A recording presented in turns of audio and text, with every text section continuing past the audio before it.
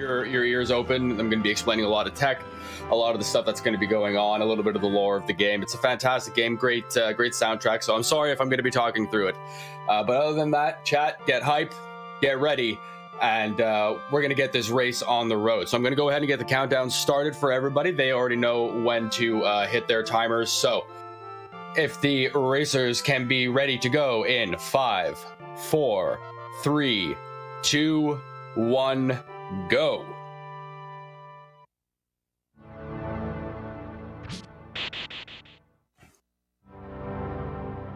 So we're just going to go ahead and have a quick sync up of the 2 times here. And once we have those feeds synced up, we will see Simon returning to the Dracula's Keep and the many monsters that reside within it. But before we get to the game description, let's go ahead and quickly introduce our runners.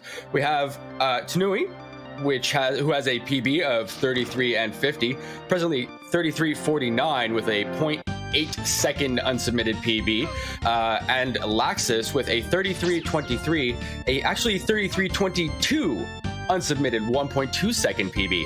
That should just go to show you how difficult this game can be. Some of these PBs in the higher brackets are down to the seconds, the decimal seconds.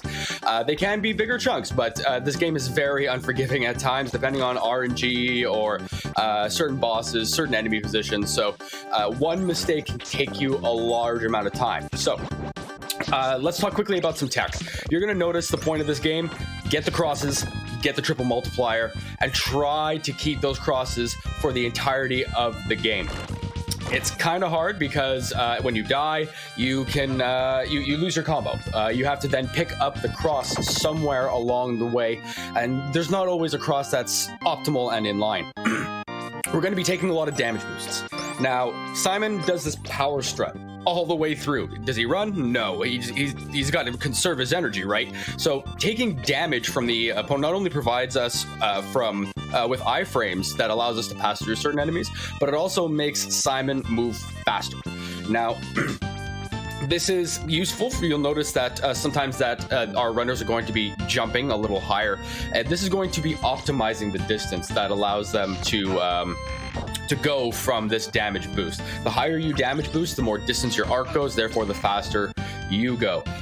Just a quick note, you're going to see a lot of flashing lights sometimes when people pick up the rosary, which clears all of the enemies in the room, or certain bosses, when you hit them, they'll be flashing. So just a quick photosensitivity warning to a couple of the bosses that you're going to see here. For anybody that might be sensitive to that, just take care, be safe, and just keep it in mind for a couple of the bosses and a couple of the items that are up and coming.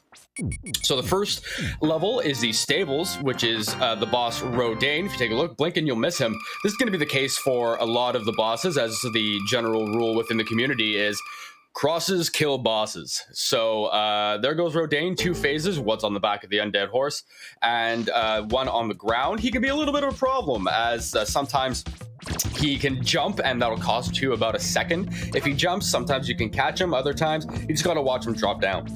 But both of our runners taking care of him, making short work of him, and of course ending with stylistic swag Triforce, as we always try to do. A perfect Triforce is always important to see at the end of each boss. It's entirely for swag, of course. Stage 2 is the River Forest. Now, this level is a little different than most. Mostly the bosses are at the end, right? Not this one. Bosses is actually in the middle. This is Medusa, and if you thought Rodane was fast, this one's even faster. Now, inside of the forest, river, or based on the color of the water here, the swamp, you're gonna notice that sometimes it's not the skeletons or undead creatures that Dracula controls out of the animals, birds, bats, armadillos. These things are a little bit more chaotic and hectic than actually any of the creatures that Dracula really possesses or controls. Now, these birds get out of hand very quickly. The bats are spawned based essentially on Simon's position, but also don't forget the frogs as well. But the birds are essentially RNG patterns, so we try to get rid of them as soon as they appear on screen. If they get out of hand, it could be a problem. They'll chase Simon for pretty much the entirety of the level. And yes, indeed, birds are jerks. So we do our best to take care of them. We do some properly timed crosses. Thankfully, we can have 3 on the screen because of the multiplier. And we're going to try to make sure that we don't end up with what's called a candle clip. Now, collision is measured every second frame in Super Castlevania 4. So what ends up happening is that these crosses, while there may be multiples on the screen, here comes Medusa, like I said, blink and you'll miss it. The crosses, when they're on screen, they actually count as one object for collision. So if they end up colliding with, say, a candle or perhaps an Axe Knight axe, what ends up happening is that collision gets counted for that frame, it misses a frame, and then counts again for another collision. Now, it doesn't seem like a very large window, but sometimes crosses will miss an enemy entirely. So we have to be very, very careful about where we throw our crosses to make sure that they're overlapped properly so that it covers a fair amount of space and we don't accidentally end up missing or passing through the enemy with these crosses and taking an extra damage boost. Now, the river here is all about timing. It's all about making sure that we can get and race this water flow. As the beginning of the scene, the water flows one direction, and then after a certain amount of time, it switches direction. You're going to notice our runners jumping towards the end of it. This is in order to make certain that we avoid the tension that the river provides, and we move our way onto stage 3, the caves. Now, there's going to be a little bit of tech coming up, so I'm going to explain it very quickly. The ring glitch. Now, the way that this game works is that there's essentially 2 types of physics in play. We have our basic jump gravity physics, which applies for a basic arc. You know, you press jump, you move forward, you land. But with the ring glitch, it actually uses pendulum physics, which essentially is a swinging type of physics that is based on a circular center. So if we are approaching a circular center from, say, an angle that the game doesn't necessarily recognize, let's say from on top, well, there's no gravity. So Simon is going to be able to move away from this ring glitch. You're going to see that in a little bit, but first we're going to be dealing with these mudmen as well as proper health management. Now, I mentioned before, we do a lot of boosting, but in stage 3, health is our precious boost fuel. This is going to determine how fast we can move through the waterfall section as we come up to it now. There's going to be a lot of vertical boosts, a lot of things that allow us to pass through and access certain areas by bypassing them, despawning certain hitboxes, as well as skipping good portions of the level. These things are, it is very crucial. You do not want to be able to miss an eyeball boost. Here we go, going for a ring glitch attempt. That is fantastically done by laxxus. Well done. And Tin, well done. 2 fantastic ring glitches. That is a good example of what you're going to see maybe a couple more times throughout the run. Keep your eye out for it. It is a fun little bit of tech. Not only does it look really cool, but it's very useful in passing through the level. The second half of stage 3 here, the sunken city aspect of the water of the caves. These fisherman spawns are essentially they're not entirely random. They have predetermined spawns, but which ones come up, that's the RNG. And you can have good spawns and you can have bad spawns. We've got 2 eyeball boosts there. Well done. That allows them to bypass a good chunk of the level there, saving them about 4 seconds. This is a fantastic race, guys. They are still neck and neck. So tight. And you know what, we still only have we still have a 75% of the game to go, but as I mentioned, one small mistake can cost about anywhere between 30 seconds to a minute and a half. So just because you see one person ahead or one person behind, do not count them out, because not only will they have to start from a certain scene, but also they're gonna have to rebuild that combo, and that combo builds up every 10 hits of either enemies or candles while they have 8 hearts. The boss on stage 3 is Orphic Vipers, twin-headed snakes that cause a gratuitous amount of lag. So as we see our runners approaching these twin-headed snakes, ooh, a little bit of a skeleton issue with their laxxus there. So that skeleton at the bottom has a pattern of jumping up sometimes, and he recognized it and was able to avoid any bad circumstance that could have happened. So these twin-headed snakes are going to cause a lot of lag, so we're going to try to kill it as fast as possible with some properly timed crosses to make certain that he stays on the screen for the shortest amount of time possible. 2 fantastic quick kills. This is a great race, guys.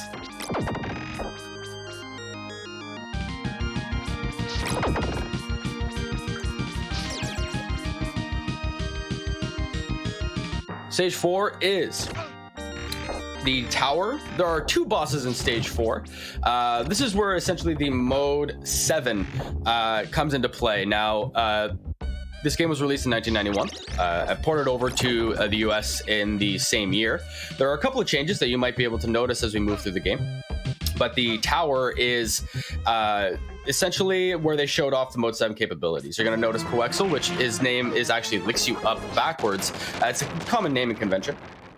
And it is going to be a little bit laggy, but it's not because of the Mode 7. It's a sprite overload. You're going to see how lag comes into play when we enter the tunnel of lag, or the tunnel of love, as some people like to call it.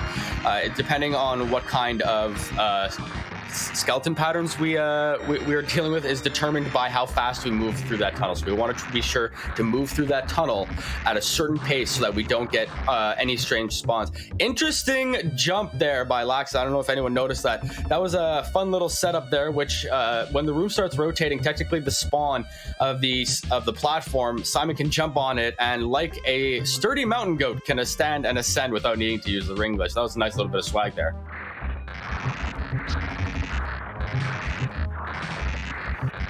Now, the second boss in this is Coronaut. Ton of rock, spelled backwards.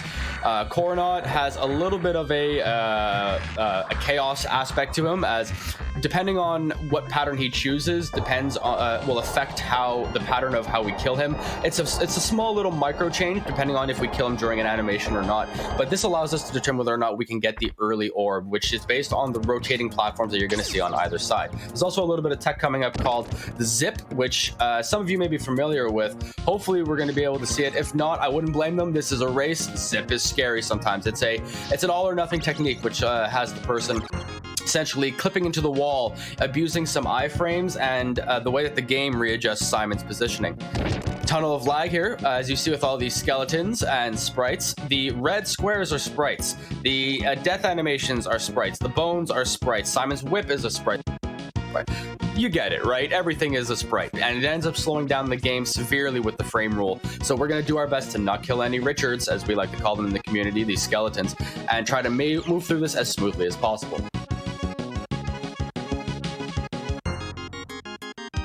See laxxus setting up. Oh, bonks his head, but that's okay. It happens. That's essentially the setup for the Richter Zip.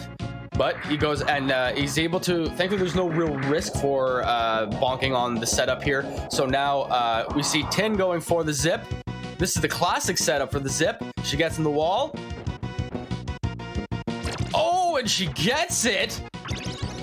That is the Zip.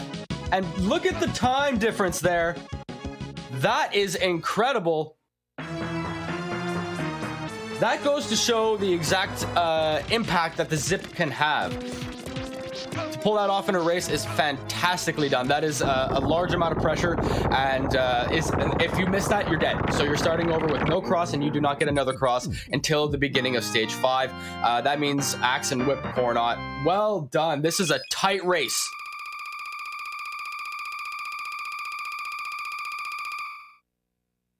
Oh, wow. Two almost early orbs there. Look at the synchronization, everybody. Moving into stage 5, we've got the courtyard. The courtyard, let's talk about the courtyard for a second. The courtyard is essentially it's like the calm before the storm. But the problem is these harpies with the fleamen. These harpies are, there are certain spawn windows where they will appear, but when and if they spawn is entirely RNG. You can get good patterns, you can get bad patterns. There have been times where they don't spawn at all, and there's been times where you just get harassed. This is entirely based also a little bit on Simon's positioning. So if you go backwards, we find that they do spawn a little bit more, so back boosts and things like that only lead to more problems with harpies. But if you keep moving forward and spending as little time within those spawn windows, that's where you're going to be able to get the most amount of time. So we're going to be able to use a lot of boosts here and move on to the entranceway into stage 6, where essentially the first Castlevania starts, as Super Castlevania 4 is a retelling of sorts of the first Castlevania.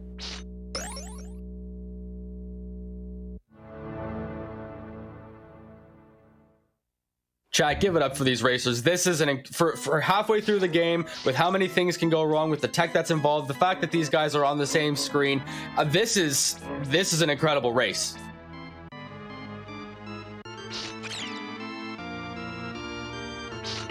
Now, stage 6, the dance hall. We're gonna see what are known as the anxiety chandeliers. These are essentially a set of swinging platforms you're gonna see coming up very quickly after a couple of damage boosts. What ends up happening is there's 3 cycles, there's 3 ways of approaching these chandeliers: 3 cycle, 2 cycle, 1 cycle, each of which increasing the amount of risk, but also decreasing the amount of time it takes for you to stay on that screen. Now, the window is extremely tight for a 1 cycle, requires an audio cue, a visual cue. Some people prefer not to use the audio cue, but it is extremely difficult to narrow it down, and it's the frame window it's stressful. This is why we call it the anxiety chandeliers. 2 cycle is essentially safe, but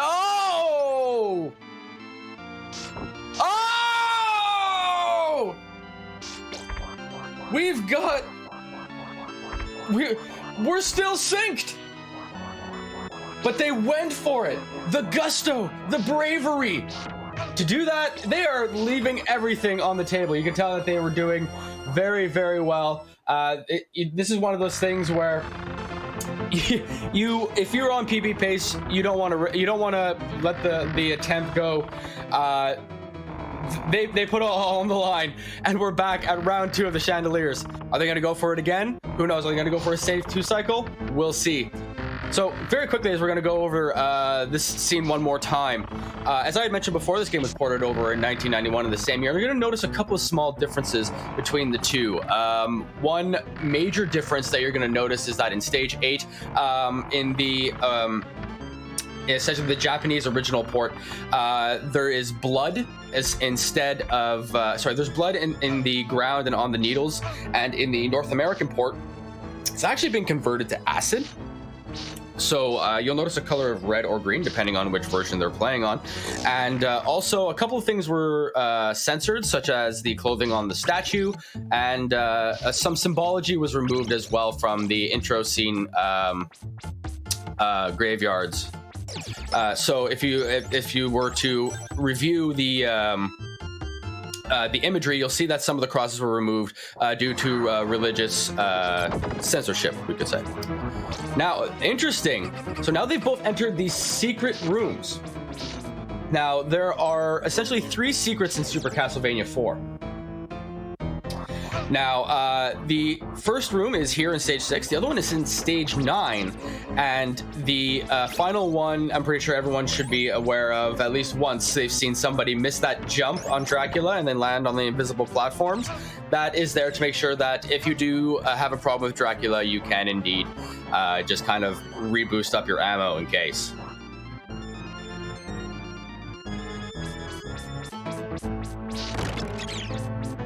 Now, the boss for stage 6 is when they were ported over to the North American version, it actually has a fun little name change. The dancing ghosts, dancing specters here that we're going to see at the end of the stage are named Fred Scare and Paula Abgul. If anyone can catch that name reference, a little word name play. It seems that the naming conventions of these of the designers and developers, they've got a sense of humor. Here are racers are going to be approaching the area known and lovingly called the Skeleton Hellway. You'll see why. It's a bunch of Richards, and it's rhythmic. There are certain ways. The first part is very, very simple patterns where you could deal with essentially a 1, 2, and a 1 cross with a couple of whips and take them out with any issues. The second one is a little bit more RNG based, and what ends up happening is Tin taking a couple of extra hits there. That health is a little bit scary. Yep, smart going for that backup meat just in case it's going to cost her a little bit of time, but a death would cost her far more time on 6, so that was a very smart move to go for the backup meat. And laxxus taking a couple of extra hits here on the coffin. That could even things up very quickly. Normally there's a coffin boost that you can pull off here. As you can see, this is why we call it the Skeleton Hellway.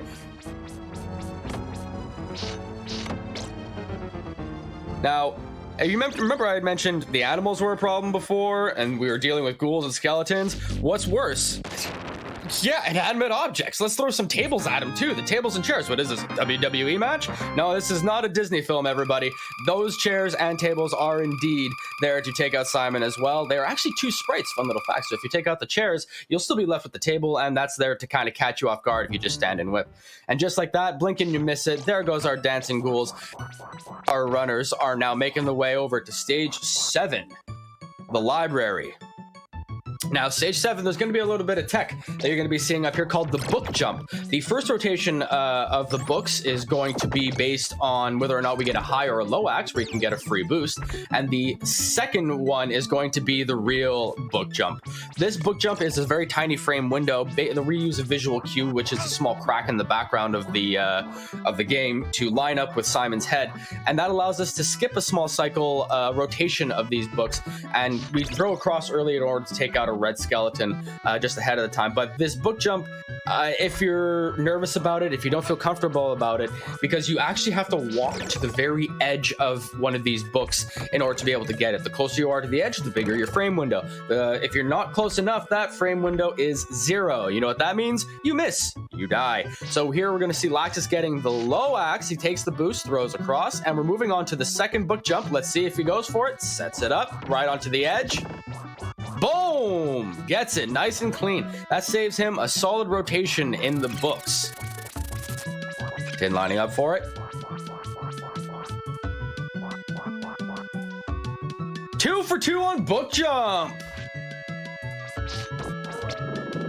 So the boss of stage 7 is Sir Gracul, the knight that guards. Gracul is essentially, throw crosses, kill bosses, but if you're not careful, his pattern can take you out. He does cycles of different forms of damage based on what weapon he's wielding. He starts off with an axe, and sometimes he throws the axe, doing his minimal amount of damage. He slams the axe, dealing with throwing a bunch of fireballs, dealing some damage. And his second phase is with a sword and shield, which does 3 pips of damage, which it's not too much of an issue. But the real problem with Gracul is that when he raises his shield, he is supposed to be able to block damage, so dealing no damage. But the way that it actually registers is that it like takes 1 damage off and then adds 1 damage on. So sometimes if the shield is out and it registers a hit but doesn't necessarily count the damage down, Gracul can actually regenerate a pip of health. I don't know if anyone's ever ran this game and seen that themselves before and wondered what's going on, but you'll see his health sometimes bounce back up. Didn't seem to happen there for laxxus, as they did some fantastic cross throws. Same thing with Tinnue, throwing great crosses, overlapping them, getting that overlap damage, and shredding through Gracul's armor. We're moving on to stage 8, or as runners lovingly call it, stage hate. This is where we're going to be seeing either the blood or the acid, depending on which version of the game that they're running. You see that laxxus is currently running on the original port with the blood all over the screen. Here you're going to see in stage 8 a lot of damage boosts because enemies are our friends. Everything else is essentially there to kill you. Spikes on everything. Crushers have spikes. Swinging platforms have spikes. But the blood on the ground is actually not the worst thing. So we're going to use these sometimes for damage boosts, and an eyeball boost from laxxus, taking the top route. Now these crushers are on a pattern that actually starts from the very, very beginning of the game. So depending on the rotation that you enter the scene on, you can determine, and a great top route as well from Tin. This is amazing. What a great show of technique from both of these runners in a race environment. And also Tin running on the original hardware as well for the Japanese port, as you can see. This is just blood everywhere on this scene. We might see something known as Vegas in this level. Now,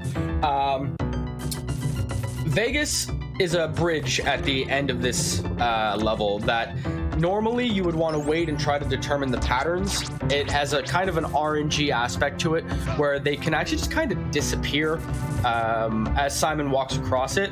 Think like the blocks in Mega Man. But the fastest way to go across this is just to not stop moving and use the stairs to damage boost you forward. The problem is that, like I mentioned, it's RNG. So sometimes, oh no! Tin taking a fall with the stairs. That can happen sometimes. They are a fickle thing, stairs on this game. We're going to talk about that in a second.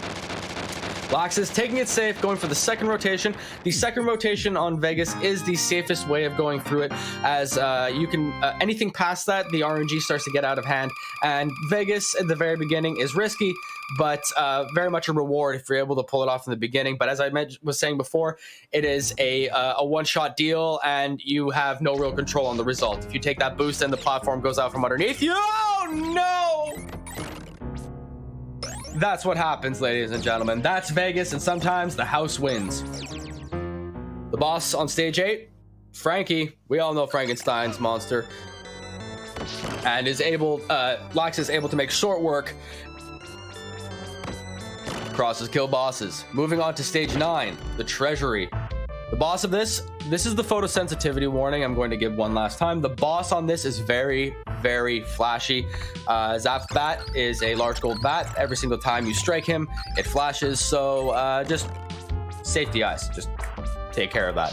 The treasury is a beautiful stage, but do not let that lure you into a false sense of security with all the gold here. The gold platforms here dissolve and cause a heavy amount of lag, so we're going to do our best to try to touch them as little as possible, as well as, if you can pull it off, a 0-frame jump where the game doesn't register that Simon has made contact with the platform will prevent these platforms from dissolving. But if you are slightly early, you don't jump again, and you fall to your death. So sometimes on PB attempts, we go for it, but it's very risky to try to pull this off in any form of a race environment, as I mentioned before, one slight slip up on timing and input, and that's a GG for Simon into the golden pit.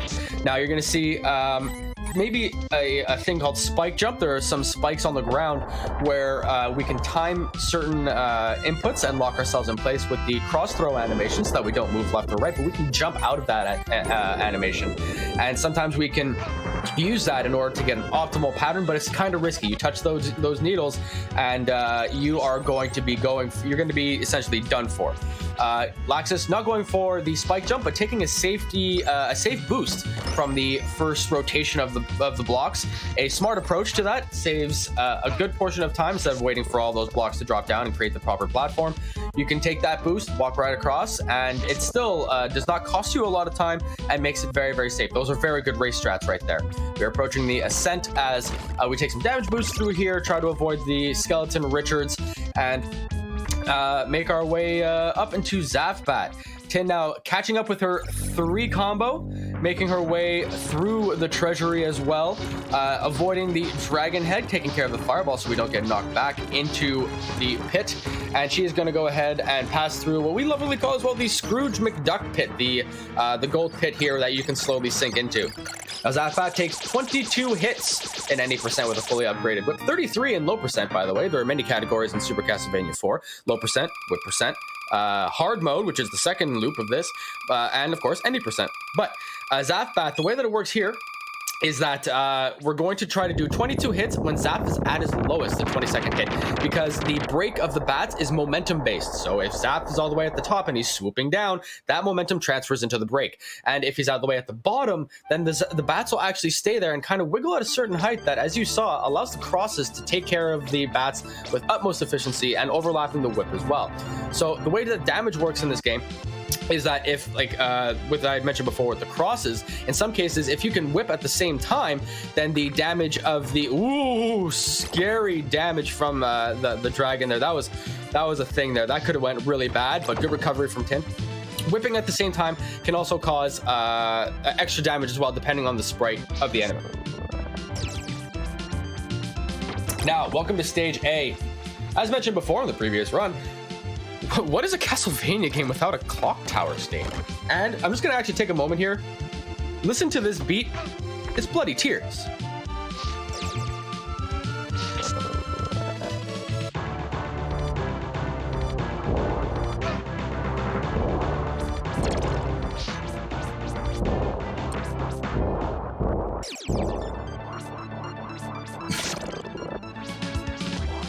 All right. Now enough of the music pause. Now, we noticed some tech there from laxxus.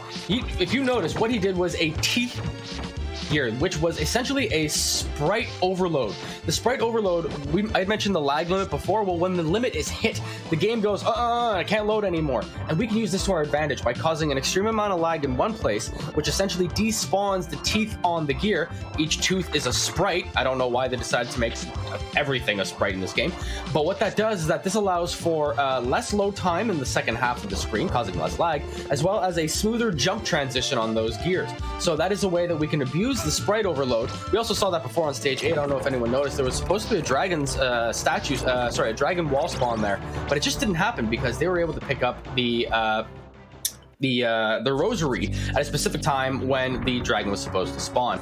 Great quick ascent approach from laxxus. He's able to bypass a good portion of the enemies with those iframes. He is in a sticky situation with his health, but he's able to make it through the stages. We approach the mummy.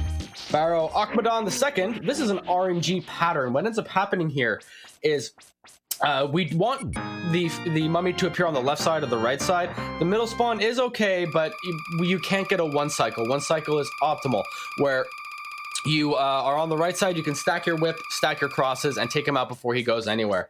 But that's an okay cycle. He's able to clean it up on the second one. Thankfully, he didn't stay in the middle the whole time. Mummy patterns are extremely impactful, as it's about 4 to 5 seconds a rotation. So if you're on a great gold stage A and then mummy goes, not today, guess what? You're not getting that gold. And that's entirely RNG on this game.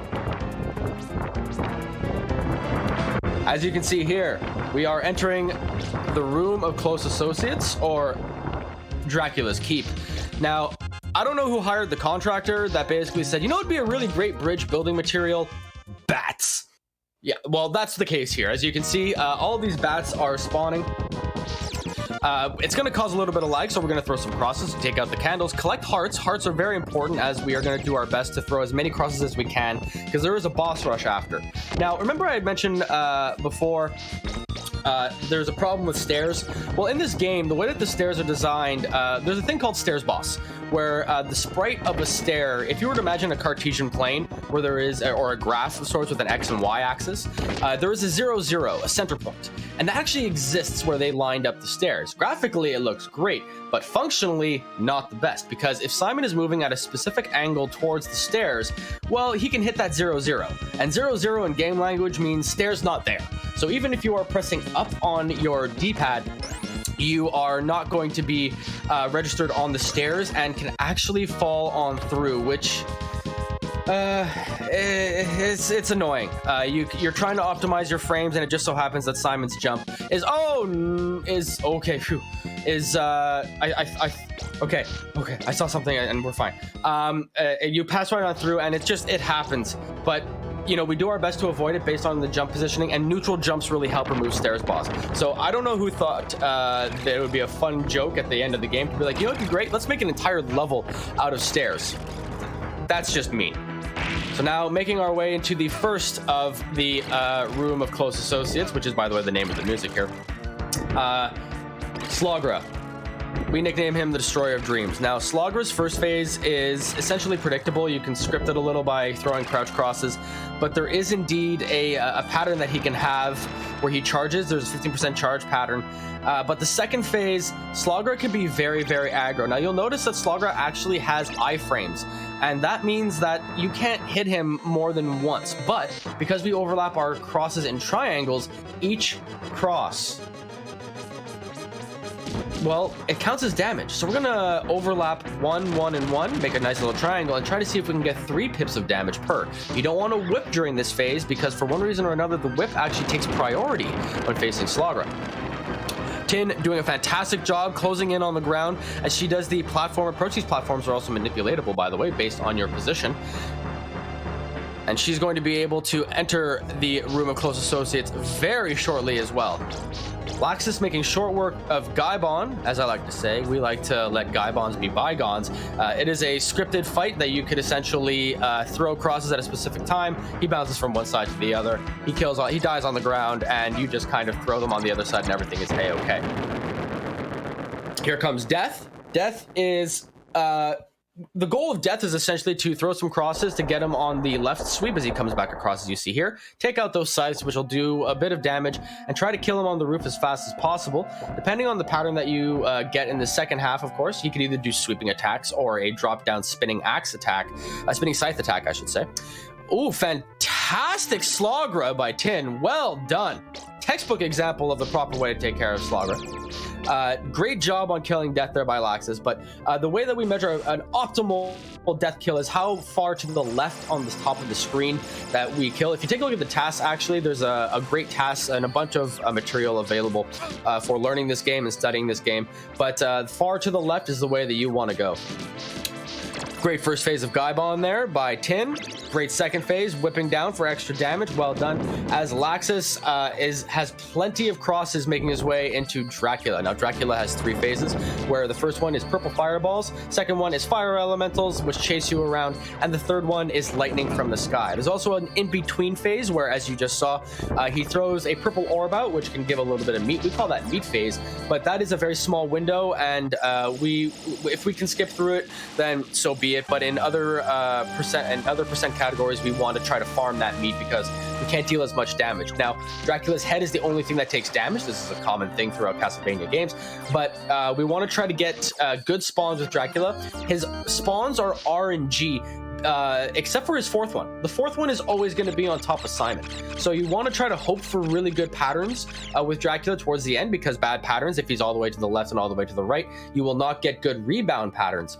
But it seems that Dracula played very nicely for laxxus.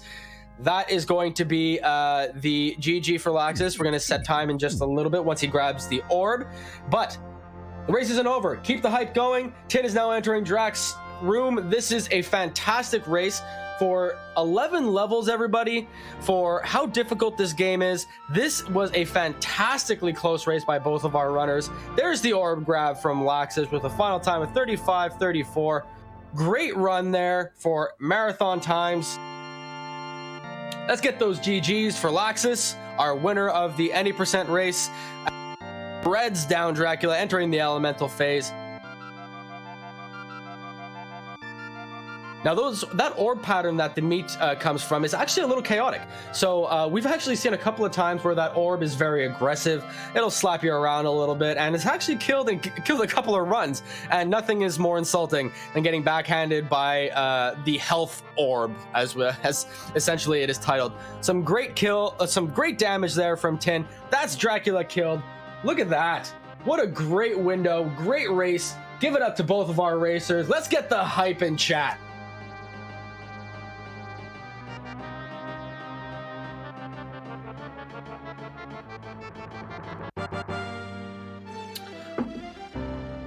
So, before we sign off for this, we're gonna have just a quick talk with both of our runners, just kind of discuss about how they feel the run went. So let's go ahead and get it started off with laxxus. How do you feel that the run went? Well, that was a race. I mean, I was very disappointed when I failed the zip. That was just my main goal, that I get the Richter zip, but, well, at least Tin got her zip. So, and yeah, that very stupid death on chandeliers, that should never happen at the end. I mean, I had the one cycle already, and then I just threw it away. That was sad, but after that, it was alright. Like, a lot of small mistakes everywhere, but overall pretty solid. I mean, I can't complain about this race. Just like before the race, Tin and I were just like, whatever happens, don't die on the chandeliers. Yeah. And well, what happens? We both die on the chandeliers. You both died at the exact same spot. No. Like, No. Oh my god. The final jump on chandeliers, it was in sync the whole way. Even the death was in sync, so it was like it was Oh my it god. was a great way to go. That is a jump you should never die on. Like, seriously. Yeah. When you are that far, you pretty much have the one cycle locked down. And that we both did the same thing is pretty amazing. That's the godlike self jinx. Yeah, we did it. But yeah, overall, I can't really complain about my race. It was okay. GG, laxxus. Tinnue, is there anything that you'd like to say about your run? I mean, I think early game was, even late game was not so good. I think I missed a couple of stuff on stage 8 and 9, and Vegas happened. I guess it's okay. I mean, 4 races is still a kind of decent time to get. But I want to try and use the time we have for a little bit of a shout out to Nat, because Nat, he was so hyped for this commentary. He had to wake up 3:30 his time to make this happen. So huge GG to Nat as well for this awesome commentary. Thank you so much. Yeah, fantastic commentary. Thank you very much for that. It was a lot of fun listening to it during the race. Yeah. Like listening to you commentating the stuff that I did like 10 seconds earlier was interesting, and then always hearing like how Tin is doing as well. That was interesting. Like I never did a race before where I was hearing the race commentary at the same time. And yeah, you did a fantastic job. Thanks for that. The thing I really love and hate about Nat's commentary is it's so exciting and so entertaining. I was sweating throughout the run. Thank you, guys. I really do appreciate that. I love commentating. I try to toss my hat into the ring as much as possible. It is a fantastic community. I'm actually want to take this moment to quickly shout out the community for Super Castlevania 4. For anyone who wants to go ahead and pick up this game, we are extremely welcoming to any new runners. We will throw all of the information at you. If you have any questions, you will get tons of responses right away. There is tons of resources. There is world record strats, tutorials. There's about I think it's 15 hours worth of tutorials alone by the current world record holder, JC. So from beginner level all the way to world record, it is an entirely open community where we are extremely welcoming, extremely communicative, and it's a fun game, and we're all in this against the game, not necessarily against each other for times. So and usually the game wins. Yeah, eventually the game always wins. That's exactly it. So big shout out to the community. Thank you guys for providing me with this opportunity. Is there anything else that you guys would like to say? I guess that's it. Thanks everybody for watching. Hope you enjoyed the race and hope you enjoyed the rest of the Retrothon this year. Yeah, thanks again for watching. It was a lot of fun. I will be back later for a few more runs in Retrothon. Those will also be fun, hopefully. And yeah, have a lot of fun with the rest. Next up is Rondo of Blood, also awesome game. Yeah. So stay tuned. Indeed. So run by Deshana. So if anyone else enjoys that, stick around. We're going to go ahead and be back in just a few moments. Thank you again to Retrothon 2022 and have yourselves a great day.